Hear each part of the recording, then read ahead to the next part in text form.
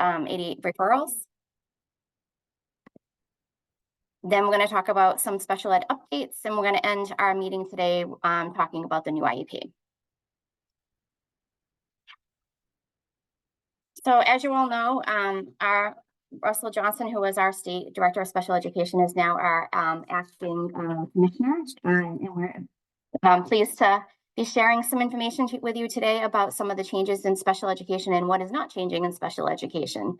So I'm going to introduce my colleague, Arida Alvarez, who is now the acting executive director of special education. And she's going to say a few words and just introduce herself. And then we're going to talk about some other changes and what is not changing in special education. Arida?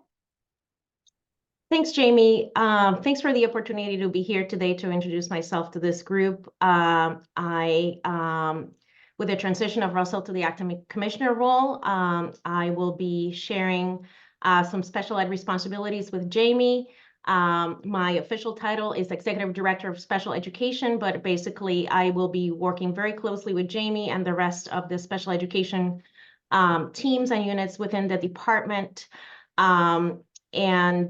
Despite, while sort of this is a change, I just want to reassure you that, this does not mean any kind of major directional changes. I think Jamie will continue on her role. She has added the role of State Director of Special Education to her prior Director of SEP position.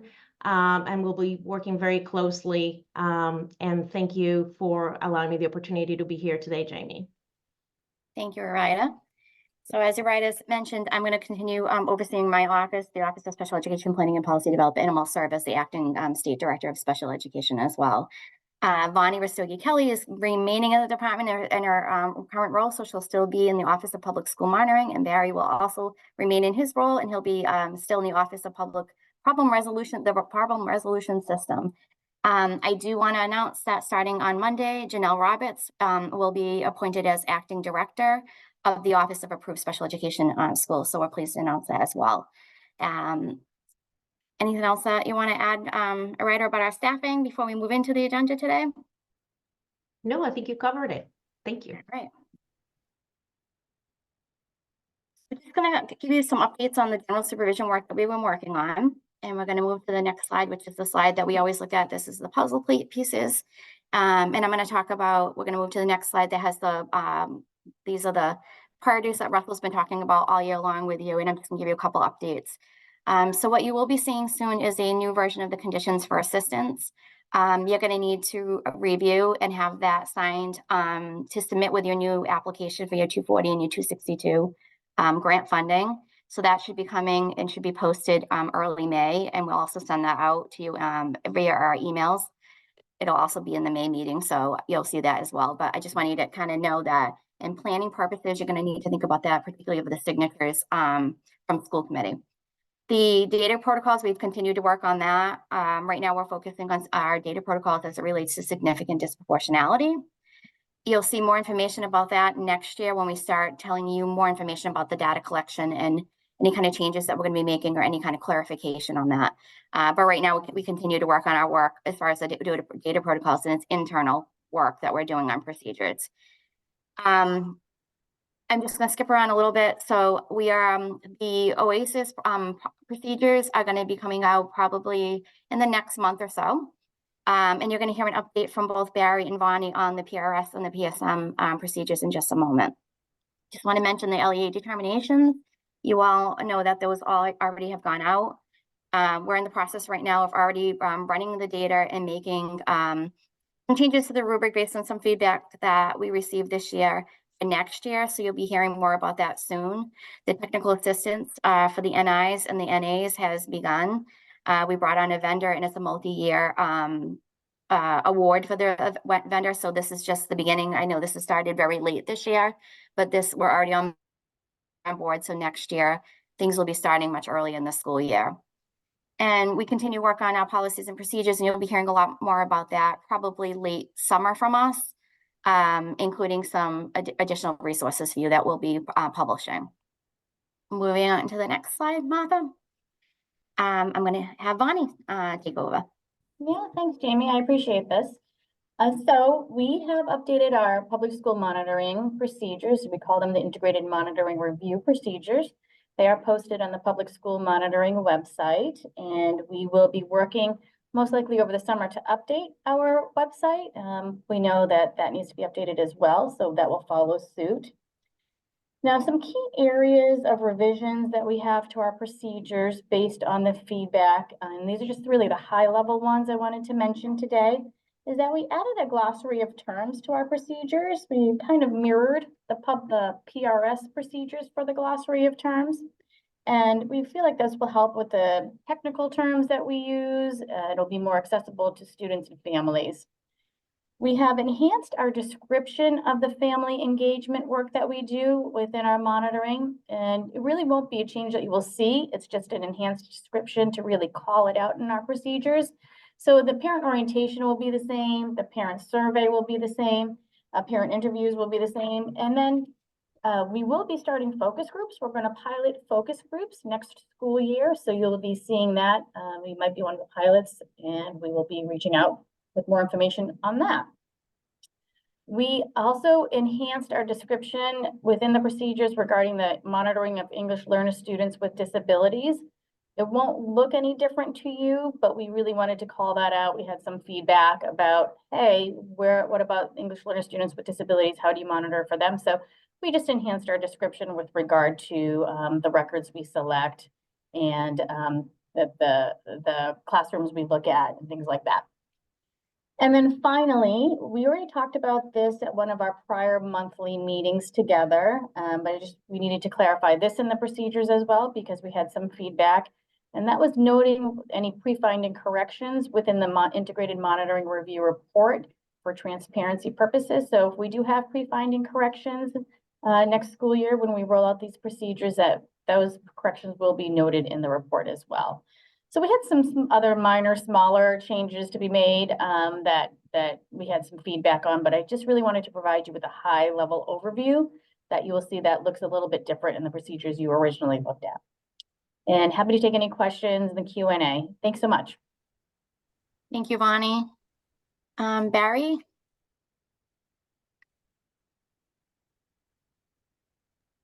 There we go. Thanks very much, Jamie. What I'm going to do is walk you through a couple of changes, our procedures guide and changes to the PRS unit structure. Our PRS procedures guides is now going to be bifurcated into two different guides. We have a special education, which is the one I'm about to discuss. We will be coming out with a general education procedures guide later on this year. In regard to the special education procedures guide, this was altered as the result of extensive public comment, and I wanted to bring you up to date on some key changes.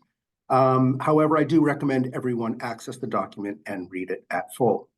The key changes that we want to talk about is that the glossary of terms have been revised, clarified, and moved to the back of the document. We actually got a lot of public comment suggesting that the glossary be at the back, and that is where you will now find it.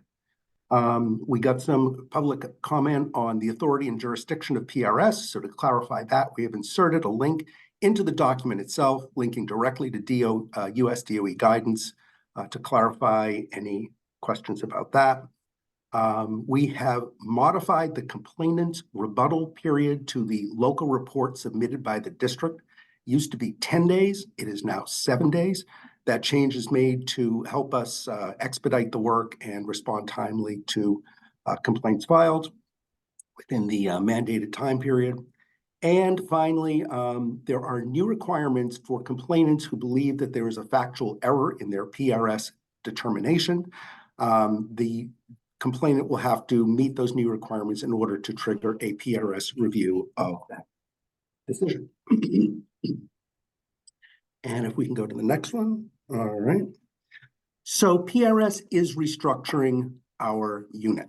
The reason we are doing this is to try to achieve greater efficiencies in handling our complaints and to specialize and to move work out in as timely and efficient a manner as possible based on the operational needs of the unit. We're doing it at this time because we have added staff, which makes this new structure workable now, whereas previously it was not. And the way it's going to work out is that we're going to have 3 teams dedicated to special education, okay? Those are 3 full teams.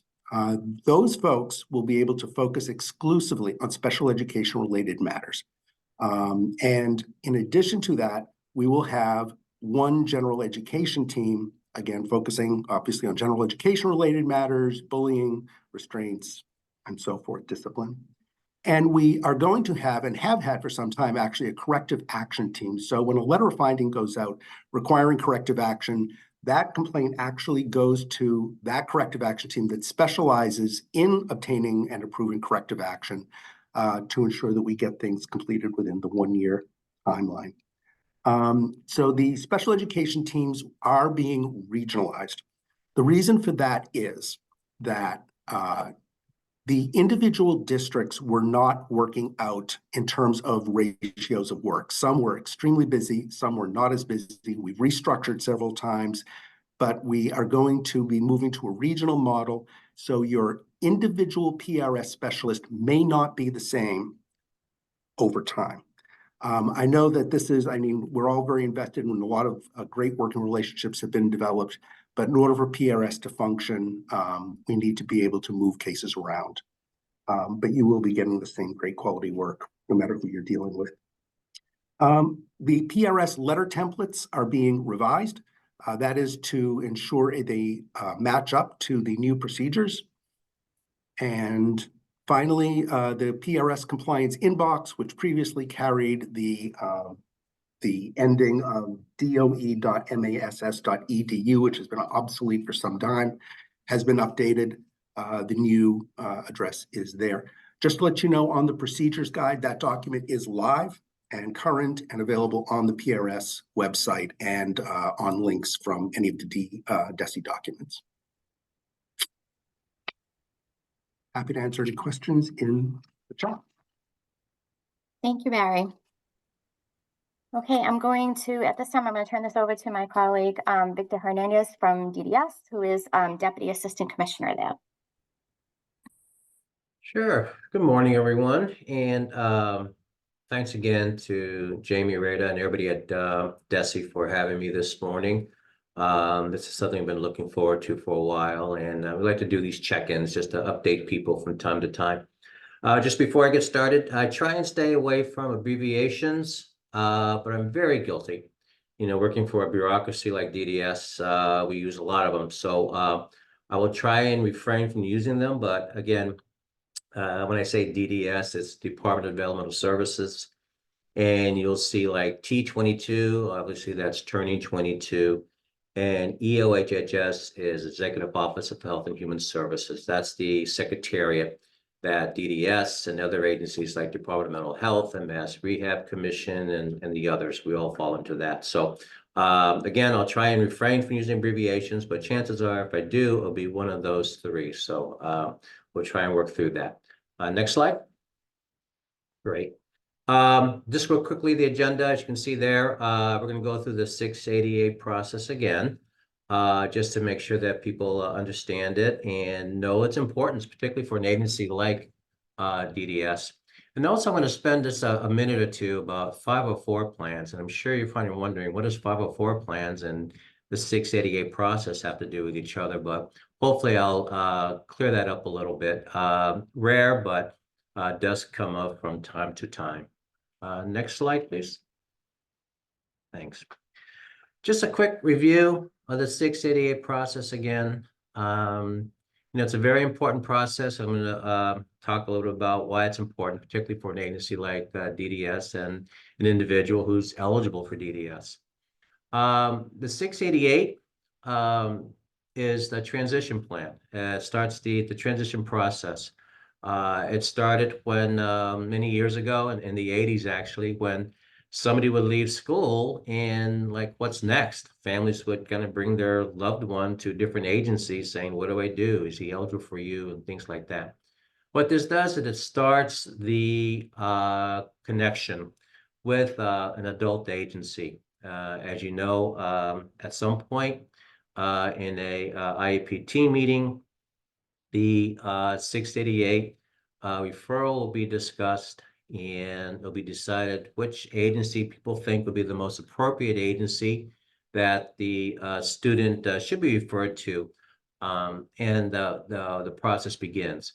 It's important because when that 680 referral is filed, and we're going to talk about that in a little bit, and an agency like DDS receives it, it starts the eligibility process. Actually, the 688 doesn't come straight to me.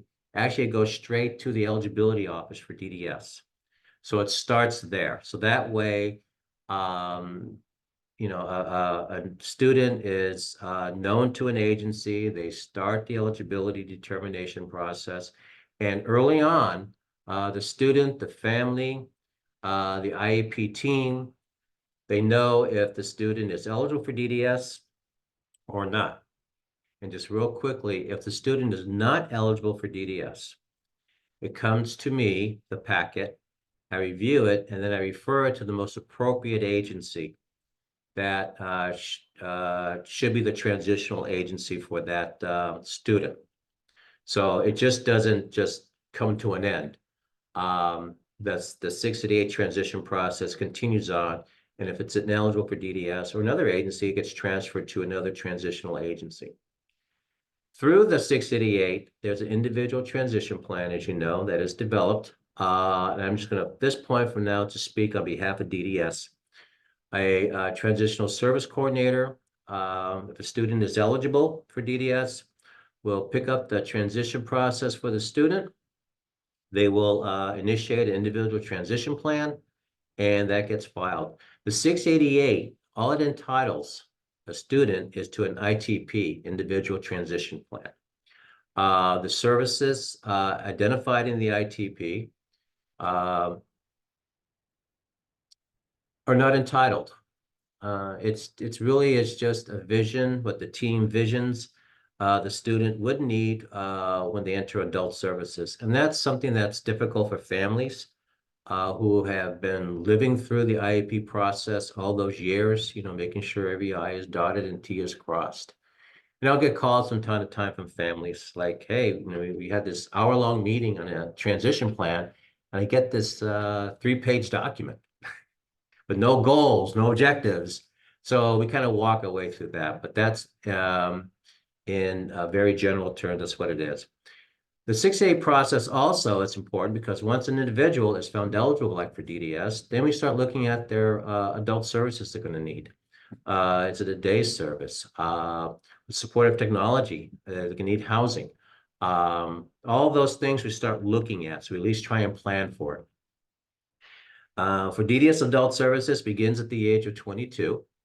And it says up to 79, that's the average life expectancy.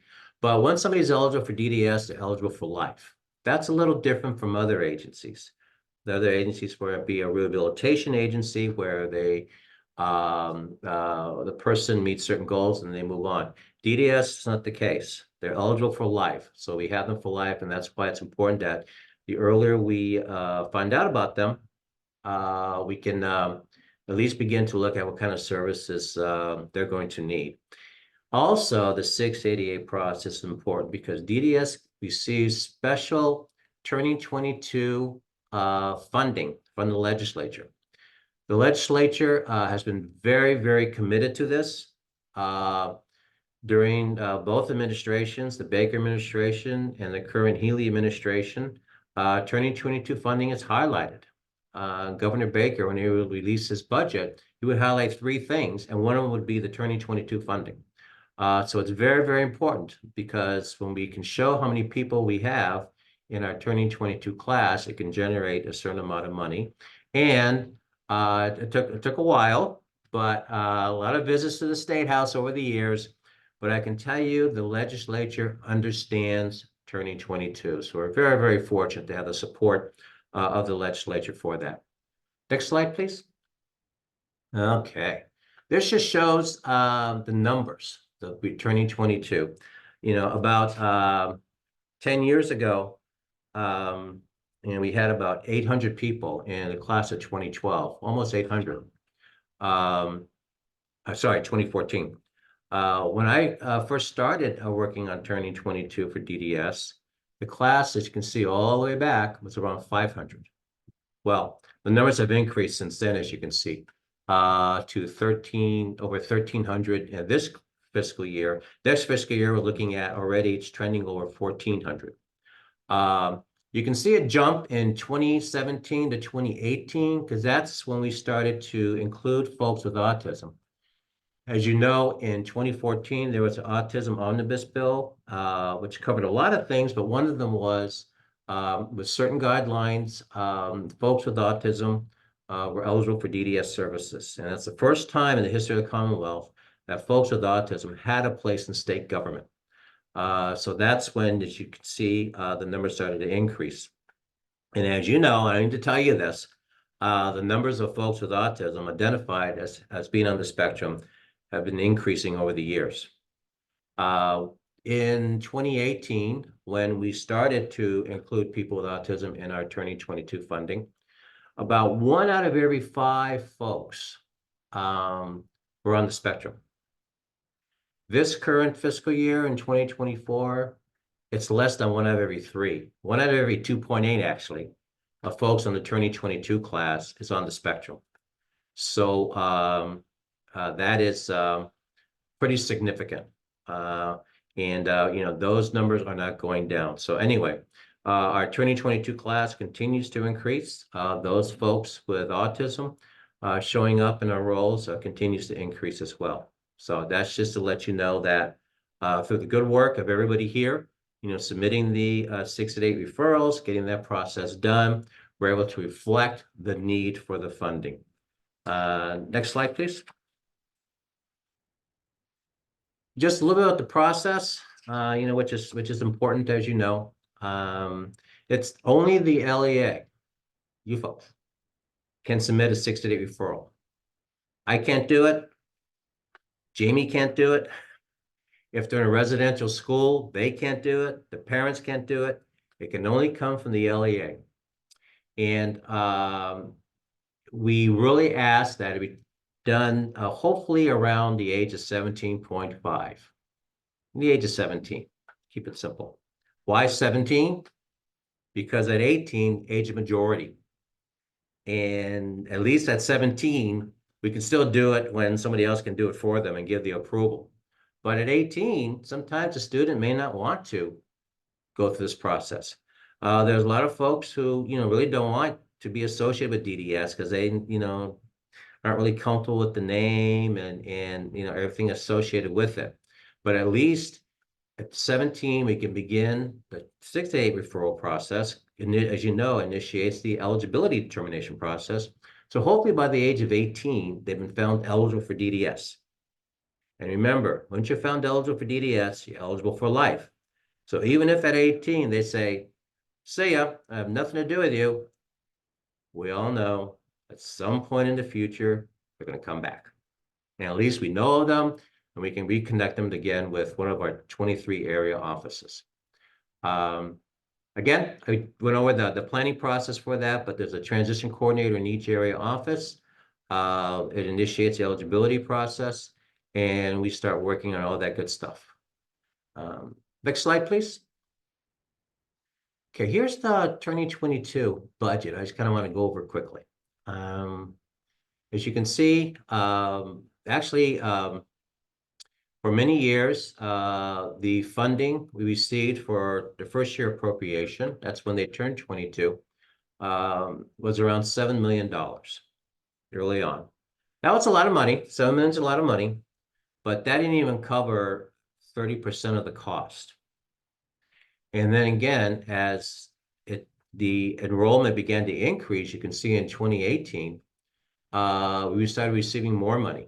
That's when the governors and the legislature were very supportive of turning 22, and we can see. And as you go through the years, through 22 and 23, it increased a little bit, but as you remember, the trend of those turning 22 kept increasing. So this year, fortunately, we have almost $34 million to provide funding for folks who are turning 22 in DDS. That's a lot of money. a lot more than the 7 million that we used to get. But that $34 million provides about 60% of the funding. So it's still, a need out there that we're doing, but our area offices, in the Lowell area office today, actually, do a tremendous job at working with folks. And again, the sooner we know about somebody, we know that they'll be turning 22, entering DDS in a couple of years, so we can start the planning. So we know them, even though they're turning 22, let's say in FY24, and we, have almost $34 million, we plan for that already. So it won't be as much of a hit. So that's why it's important that we have the 6-8 referral and we have it early on. Next slide, please. Okay, again, the LEAs can only submit the 688. And actually, everything is done now on the virtual gateway. That's a platform that is available, and it's done through the Bureau of Transition Planning at the Executive Office of Health and Human Services, BTP, that's what I missed, I'm sorry, at EOHHS. It can only be done electronically now. It's a way of tracking it, and also too, the IEP, any information, assessments are uploaded on there. So in the 688, you remember, once it gets filed, goes to the eligibility office, say for DDS, we can open that link and find out all about this student. We can download the most recent IEP. We can download the most recent psych. We can download all this documents that were uploaded by the LEA, and it's very, very important. That's why it's done electronically. It just saves the time of reaching out back and forth, and submitting a packet and mailing a packet and all that stuff that we used to do. So this is something that's very important. So occasionally we'll get a paper 6-8 referral. You don't see them too often now, but occasionally we do, and we can't accept those. We have to send it back. So that's why it's important to do it electronically. And I'm going to talk a little bit later on in terms of how to do that, in terms of who to contact in case you need that. So anyway, and okay, we're going to talk about the autism and 504 plan. Now, if you remember, I mentioned earlier that the number of folks with autism entering DDS is increasing, and many of them are not on a special education IEP, but they may be on a 504 plan. That means that they need some level of accommodation. Now, even though they're turning 22 and they do not have a 688, they still need support from DDS. So that's why you have to be flexible. I have to be flexible because it's not fair to the student that even though they need some level of accommodation, they don't have a 688 because they're not on an IEP. They shouldn't be punished for that. So I work with the area office that if somebody's on a 504 plan with autism, we see what we can do to make sure that they're eligible for DDS funding. There's not a lot. It doesn't happen all the time, but that's why it's important to know that, if you have somebody with autism and that they could be eligible for DDS, there is the eligibility process that they can pursue. And they have to do that online on our website. So that's something that is different than what we just talked about, where a 688 automatically generates the eligibility. This does not. So that's why it's important for the families and you to know that, one, we are serving people with autism that be found eligible to certain guidelines. And two, that eligibility process needs to be done online. You have to go on the DDS website, mass.gov/DDS, and download the eligibility information and pursue it from there. So that's very, very important. Next slide, please. I'm just going to wrap it up here, but we have 23 area offices. On any given day, we provide services to over 48,000 people. We're one of the largest state agencies in the Commonwealth. And as you know, I just gave you the numbers of the folks who are turning 22, which is almost 1,400. That doesn't mean that we already have the information for the other ones turning 22 next year or the year after. So our transition coordinators are very, very busy. And we have service coordinators in each area office that focus on those with autism.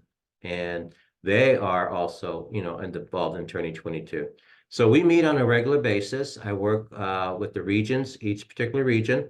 We talk about things that are coming up, issues out there, try and make sure that, we cover any issues that we need that would come up, have been identified. As you know, during the COVID years, we met more regularly than quarterly because things were always changing. But I just wanted you to know that when you meet with a transition coordinator, there's other people involved. There's the area office, and there's also the regional office, and also central office. That's really important.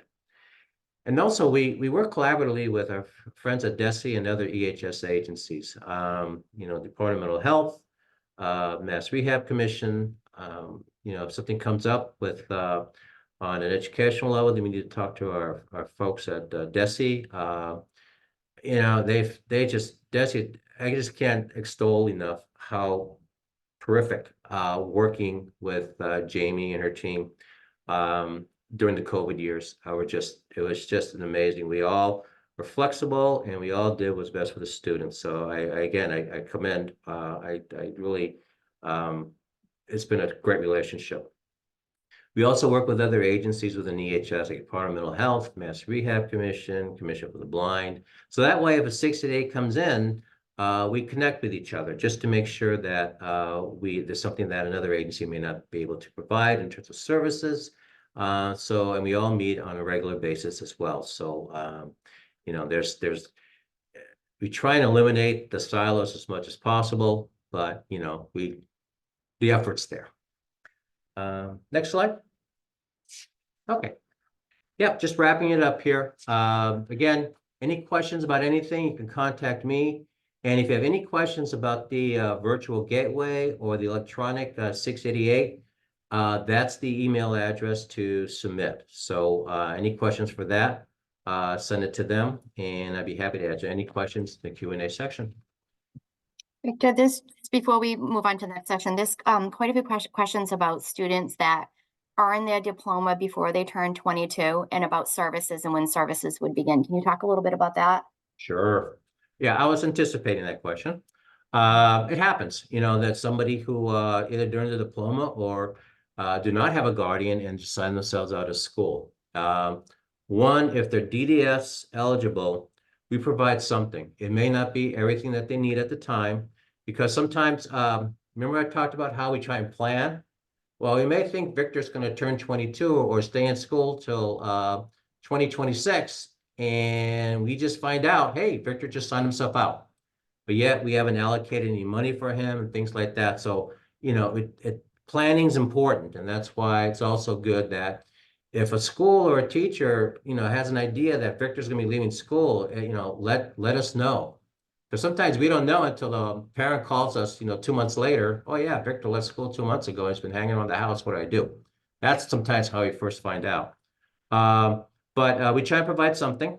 May not be everything people want, but we look at health and safety issues. But under regulations, we can't provide the full 2022 until they turn 22, the funding. But we look at health and safety and we do what we have to do. But or sometimes they may not get all their money until the following year, because that's when we can put them in. So it's we try to play catch up, but that's where the communication is really, really important. Thank you, Victor. Sure. All right, Martha, I think we're ready to move on to the next section. All right, we did have just a few special ed updates today, so we're going to talk about a few of those things. And I want to start by talking about child count reporting, the deadline. As you know, we've sent this out, but I just want a reminder, this is a reminder that we need to make sure that we received your child count. So this is for students that are either parentally placed in private schools or homeschooled. You're going to submit this. As you know, last year we started using this new application, so it's submitted through the security portal. Just a reminder that this count is as of October 1st, 2023. So this is not as of today. If you submit it, it is the count of your parentally placed and homeschooled students as of October 1st in the fall. This is really important because this actual number is what it's going to generate your equitable services, your pro share, your proportionate share on your on your application for funding when you apply for your 240 and your 262 funds. So this number from October is going to be reported based on the security portal, and that generates the percentage on your application for 240 and 262 funding. So really important if you have not done that to do that as soon as possible. This is just information that we're sharing with you from USCD. USCD, the Office of Civil Rights, has released 4 new resources with information for students, families, and parents. These are the 4 resources listed here in the middle. One is on asthma, diabetes, food or allergies, and GERD. And if you can look at those yourself and see if it's helpful information, but we just want to share with you this information as it's new. Okay, as you know, the department continues to prioritize the reducing and eliminating the use of timeout. One of the things that we've done recently is we offered some grant funding. It was the 213 application. Many of you applied. We received 69 applications for funding. As you can see from a variety of different schools and programs. We expect to fund 19 applicants, and that information should be sent out very soon. As you can see, we're only awarding 19. We allocated $1.5 million for this, and we received 69 applications. So at this point, we're considering offering more grant funding for next year. So stay tuned, because we probably will be sending out information on that in the coming months.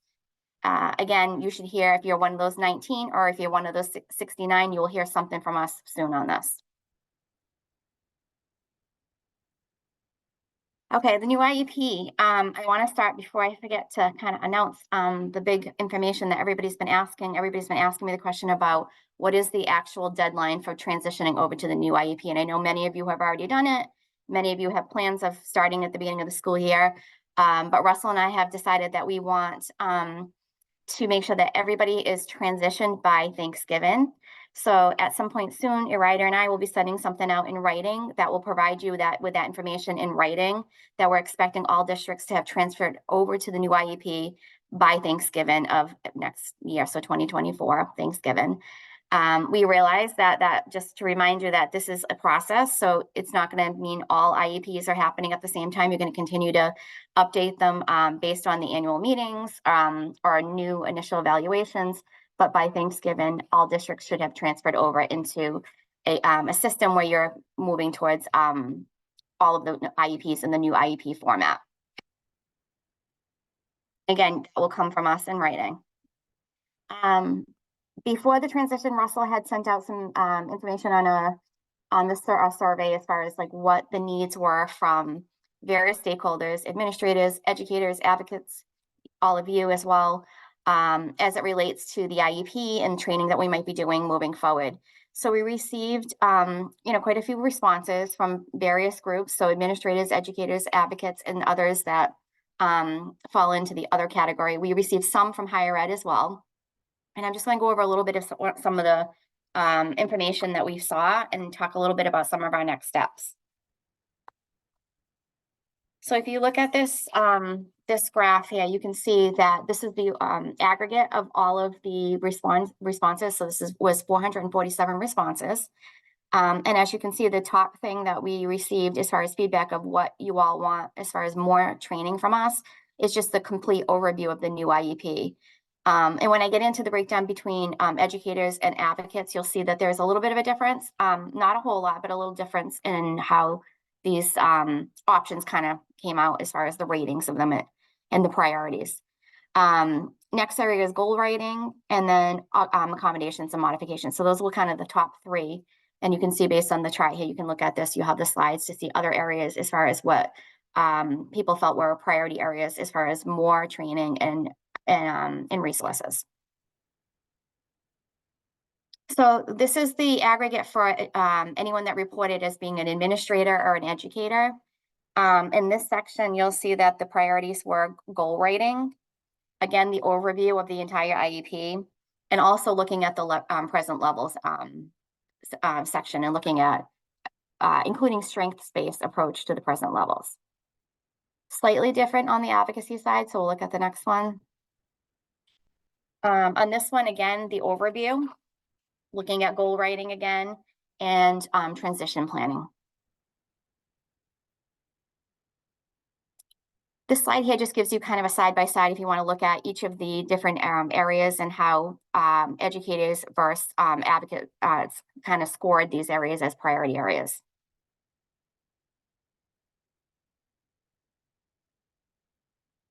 And then we also asked this question about preference about the mode and the format. And so again, lots of different responses, but based on this, we are going to continue to offer some blended learning. So it'll be again in person like we had this year, plus some virtual as well. So what are we doing with this information? I'm just going to give you some information on kind of the next steps as far as the continued support and implementation of the IEP. We are definitely going to be offering more training. We're in the process right now of putting out a competitive bid for some training for a variety of topics based on the feedback that we received, plus others. We're going to include various groups in that as well. So educators, students, families, and advocates will be also, all of those different groups will be receiving some training. And this training is going to be multi-year. We're not looking at this being a 1 year and everything is kind of done at that point. We realize that this is going to be something that's going to take many years, particularly as you bring on new staff, staff change. We want to make sure that we provide continued support in the training department. So we will be providing more information about those opportunities soon. As far as some resources, oh, sorry, Martha. As far as some resources, I just want to talk about what's in the works right now. So this is all in process, and I'll give you a little bit of information on the timelines.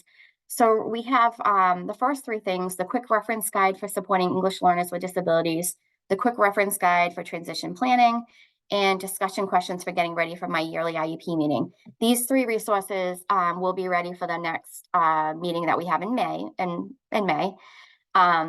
So you'll be seeing that coming out from us in a newsletter and also during this meeting when we meet next time. At the bottom here, these next four are things that are in the works, but not necessarily for the May meeting. So we have a quick reference guide for parents and a quick reference guide for students. And this is new. Once we reviewed the draft of the quick reference guide for parents, we realized that we probably should be also having a quick reference guide for students. So we're creating another document that will mirror the parent document, but is geared towards students. And I believe right now we're looking at middle school students as far as like kind of the target age. So those two things will be coming out soon, not necessarily for the May meeting, but close to that.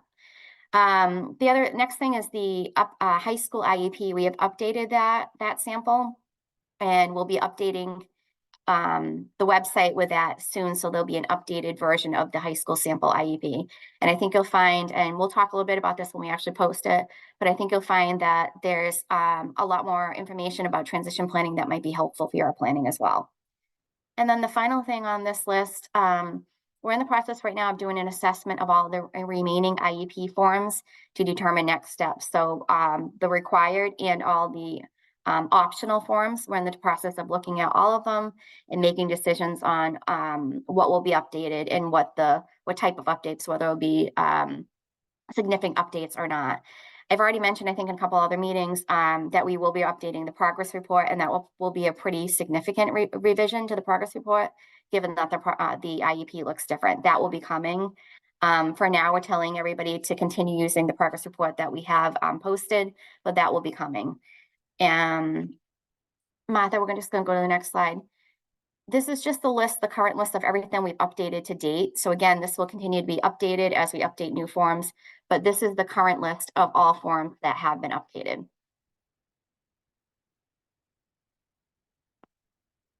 Okay, so upcoming meetings, just a quick note at the top, we had to make a change in the May meeting. Irider and I are still in the process of just absorbing their responsibilities for Russell. As we mentioned, we split a lot of those different duties. So due to schedules changes, we were not able to keep the May 17th date. We have rescheduled it to May 24th from 12 to 1. We apologize for the change and any kind of disruption that might cause, but we just want to make sure that we're giving you notice now so that you'll know. And you will get the email out from us with the invite just before that. The June meeting is still the same time and date, so we'll see you there. And I also realize at this time of year, we usually talk about the meetings for next year. So Ryder and I are going to be talking about the meeting schedule for next year, and we'll be sending that out as well very soon. And I think that's it as far as slides. So Vonnie, I don't know if there's some questions in the